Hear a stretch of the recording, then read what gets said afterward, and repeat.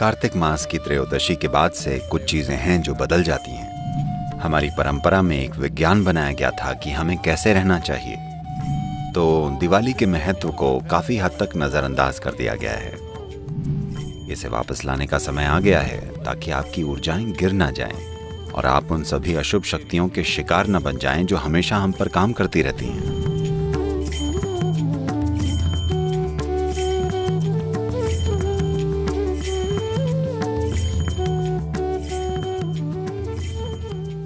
ये दीपावली का समय है।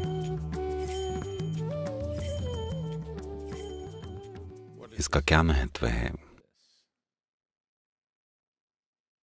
ये वो त्योहार है जो हमेशा चंद्र कैलेंडर में कार्तिक मास के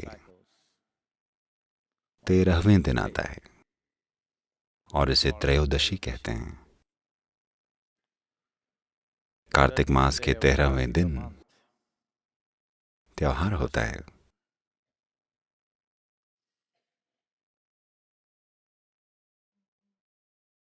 हमारी परंपरा में इसका विज्ञान ये है कि इस दिन सभी पूजा करते हैं।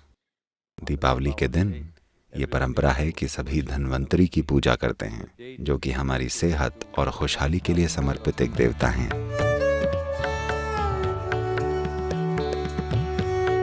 आज धन्वंतरी शब्द का अर्थ काफी हद तक डॉक्टर हो गया है। धन्वंतरी या धन्वंतरी देवता आयुर्वेद के स्रोत माने जाते हैं। आयुर्वेद लंबे और सेहतमंद जीवन का विज्ञान है। खैर, यहाँ बहुत सारे उत्तर भारतीय लोग हैं। बहुत सारे उत्तर भारतीय हैं। So, I don't know when they did this, because the nature of the language is like that. पता नहीं उन्होंने ये कब कर दिया, क्योंकि इस भाषा की प्रकृति ही ऐसी है। उत्तर भारत में ज्यादातर लोग हिंदी भाषा बोलते हैं और वो आखिरी शब्द को वो काट देते हैं। अगर आप कहें ध्यानलिंगम तो वो कहेंगे ध्यानलिंग। अगर आप कहें शिवा तो वो बोलेंगे शिव। अगर आप कहें रामा तो वो कहेंगे राम। इस भाषा की ये आदत है, हमेशा आखिरी शब्द काट दिया जाता है, लगभग हर शब्द का। Krishna, Krishna.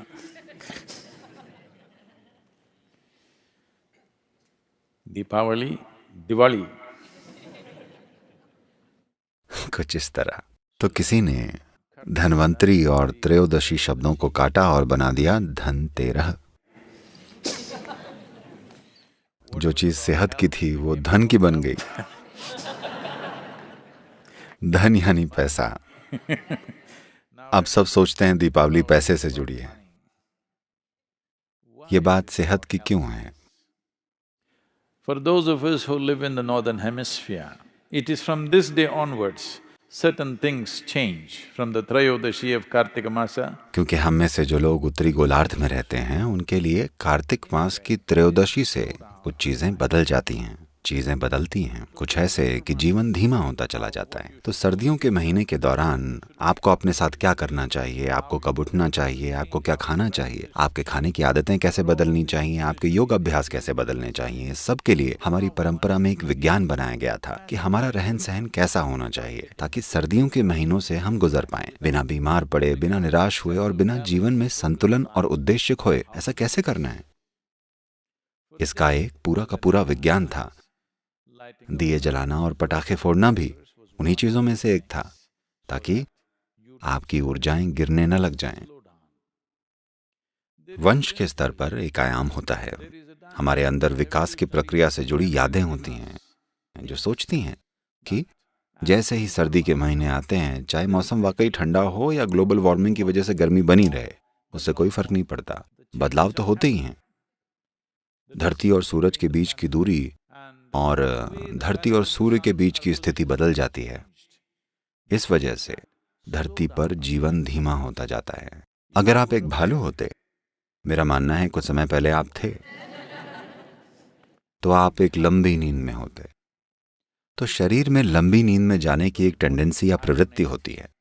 अगर आपको यह ना पता हो तो इन दिनों बीज अंकुरित नहीं होते। भारत में इस मौसम से लेकर 14 जनवरी तक कोई किसान बीज नहीं बोता, क्योंकि बीज पूरी तरह से अंकुरित नहीं होगा या उतनी तेजी से अंकुरित नहीं होगा जितना दूसरे मौसमों में होता है। उत्तरी गोलार्ध में हर चीज, पूरा जीवन ही धीमा हो जाता है।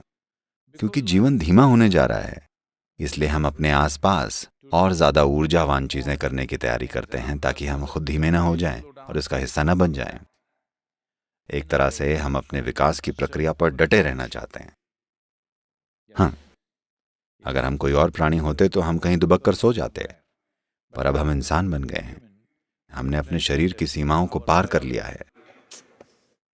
मैं बहुत ज्यादा ही चीजें मानकर चल रहा हूं क्या?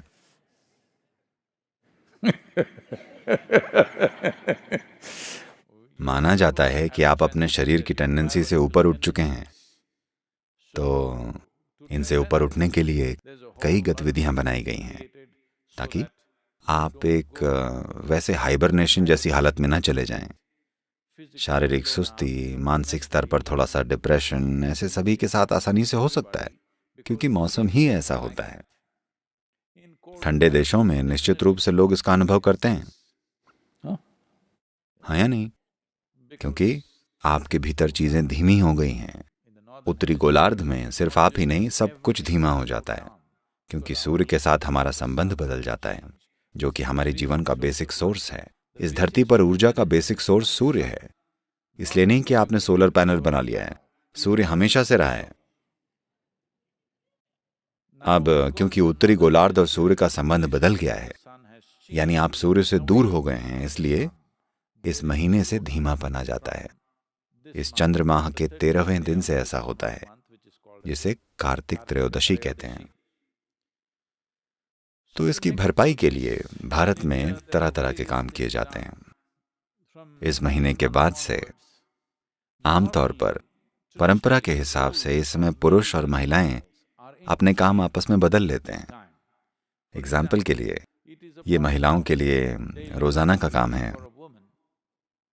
अब नहीं रहा, पर भारतीय गांव में अब भी ऐसा होता है कि सुबह सबसे पहले वो अपने घर के बाहर सफाई करती हैं और कुछ ज्योमेट्री वाले आकार बनाती हैं। ये ज्योमेट्री आज महिलाएं सिर्फ एक ही डिजाइन जानती हैं, अफसोस है।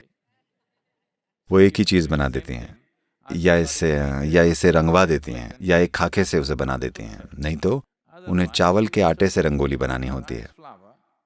और हर रोज, सोमवार, मंगलवार और ऐसे हफ्ते के हर दिन उन्हें एक विशेष डिजाइन बनानी होती है, ज्योमेट्रिक डिजाइन, जिससे हमारे घर में एक विशेष ऊर्जा आकर्षित हो। अगर आज पूर्णिमा है तो एक तरह की डिजाइन, अगर अमावस्या हो तो अलग डिजाइन। तो 28 पैटर्न हुआ करते थे और लोग जानते थे कि किस दिन क्या बनाना है। तो इन महीनों में रंगोलियां बनाने का काम पुरुषों का हो जाता है, और ये इकलौता ऐसा महीना है जब पुरुषों को सुबह सड़क पर गाना गाते हुए जाना होता है। सुबह सुबह उन्हें सड़कों पर गाना गाते हुए निकलना होता है। आज भी बहुत कम लोग ऐसा करते हैं। भारत के गांव में कुछ हद तक, और शहरों में फिर से ये चलन फिर से शुरू हो रहा है।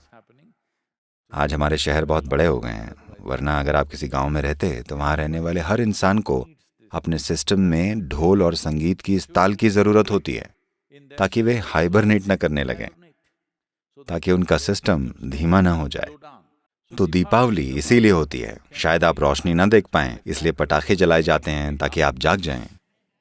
सुबह 4:30 बजे लोग पूरे कस्बे में पटाखे फोड़ने शुरू कर देते हैं, जिससे लोग जाग जाएं और सभी जीवंत हो जाएं। क्योंकि सर्दियों के महीने में ये जरूरी होता है कि आप सूरज से पहले उठ जाएं। सूरज की पहली किरण घास पर या किसी कीड़े या कीट पर नहीं पड़नी चाहिए। सूरज की पहली किरण आप पर पड़नी चाहिए। This is the commitment. That is why before sunrise, everybody is out to receive the first rays of sun upon themselves, not upon the ground. लोग ये कमिटमेंट लेते हैं, इसीलिए सभी सूर्योदय से पहले बाहर आ जाते हैं ताकि सूरज की पहली किरण उनके ऊपर पड़े, न कि जमीन पर। तो इस त्योहार के महत्व को काफी हद तक नजरअंदाज कर दिया गया है, पर फिर भी लोग थोड़ा बहुत गा रहे हैं और कुछ पटाखे फोड़ रहे हैं। इसे वापस लाने का समय आ गया है। विशेष रूप से अगर ठंडे मौसम में हम इनमें से कुछ चीजें शुरू कर पाएं तो बहुत बढ़िया होगा, क्योंकि दिवाली कोई धार्मिक त्योहार नहीं है। ये त्योहार इस धरती पर हमारी भौगोलिक स्थिति से जुड़ा हुआ है। क्योंकि हम उत्तरी गोलार्ध में हैं, इसलिए ये बदलाव हमारे अंदर होते हैं, हमारे शरीर में, पौधों में, जानवरों में, हर चीज में। आप देखेंगे सब कुछ धीमा हो जाता है। पर अगर आप अपने भीतर धीमे हो गए, आप मानसिक रूप से धीमे हो गए, तो आप थोड़े मंद हो जाएंगे। अगर आपका शरीर थोड़ा धीमा हो गया तो आपको कई ऐसी बीमारियां हो सकती हैं जो कि तब नहीं होंगी जब आपका शरीर जीवंत और ऊर्जावान होगा। अगर यह शरीर जीवंत और ऊर्जावान है तो अभी आपके अंदर चाहे 1000 इन्फेक्शन हो, पर आप बीमार नहीं पड़ेंगे, क्योंकि शरीर ऊर्जावान और जीवंत है। अगर शरीर थोड़ा सा धीमा हो गया तो ये सारी छोटी छोटी चीजें आपके अंदर बड़ी समस्याएं बन जाएंगी। इसीलिए यह त्योहार धन्वंतरी, सेहत और खुशहाली के विज्ञान से जुड़ा है कि हमें अपने सिस्टम को जीवंत रखना चाहिए। 14 जनवरी तक सब कुछ ऊर्जावान रखा जाना चाहिए। इसीलिए आप संगीत और दियों की रोशनी का इस्तेमाल करते हैं। आपको हर तरह की चीजों की जरूरत पड़ती है अपने वातावरण को जीवित रखने के लिए, ताकि आपकी ऊर्जाएं नीचे न गिर जाएं और न ही आप अलग अलग अशुभ शक्तियों का शिकार बने, जिनका हमेशा हम पर असर पड़ता रहता है। बस कुछ लोग उनके ऊपर रहते हैं और कुछ उनमें डूब जाते हैं। तो यही है दीपावली का महत्व। तो ये धन्वंतरी की त्रयोदशी है।